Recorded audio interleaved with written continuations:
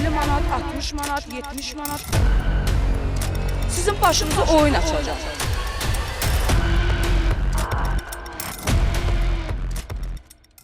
...298 nömrəli məktəbdə rüşvət iddiası. Yığışdırılsın artıq bunlar. Bezmişik buna. Marker almaqdan süpürgə pulu. Məktəb rəhbərliyinin göstərişi ilə şagirdlərdən pul yığıldığı iddia olunur. Belə bir iddia ilə paytaxtın Binəqədi rayonu Biləcəri qəsəbəsində yerləşən 298 nömrəli məktəbin 2-ci sinif şagirdlərinin valideynləri Xəzər xəbərə müraciət ediblər. Valideynlərin adından çıxış edən Sevinc Əliyeva deyir ki, hər ay bəzi siniflərdən pul tələb edilir. Bu A4 vərəqləri Təhsil Nazirliyi bütün məktəblərə verirsə, niyə məktəbin direktoru məndən test pulu alır? Ayda 3 manat test puludur, markerdir. Hər gün marker almaqdan yorulmuşuq sinifdə. Hazırlığa, müəllimin yanına hazırlığa gedən uşaqlar test pulu vermir. Əgər bu test pulu verilirsə, bunu Təhsil Nazirliyi deyirsə, niyə başqa valideynlər onda vermir?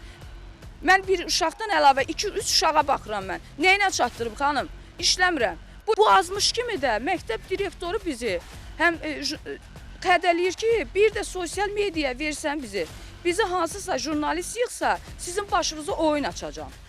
Valideyn Sevinc Əliyeva deyir ki, daha əvvəl 298 nömrəli məktəbdə çalışan direktorlar rüşvət məsələsinə görə işdən kənarlaşdırılıblar. Təhsil Nazirliyi də bildiyimə görə həmin bugünkü məktəb direktorunu bu məktəbə 298 nömrəli məktəbə təyin edib ki, burada rüşvəti yığışdırırsın.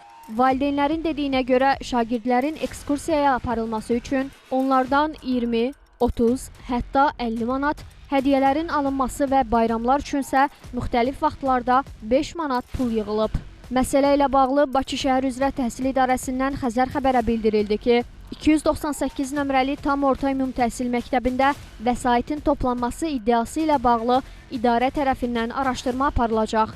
O da qeyd edilib ki, təhsil müəssisələrində hər hansı neqativ halların baş verməsi yol verilməzdir. Nərmin Məmmədhəsənli, Vüsal Cəfərov, Xəzər xəbər.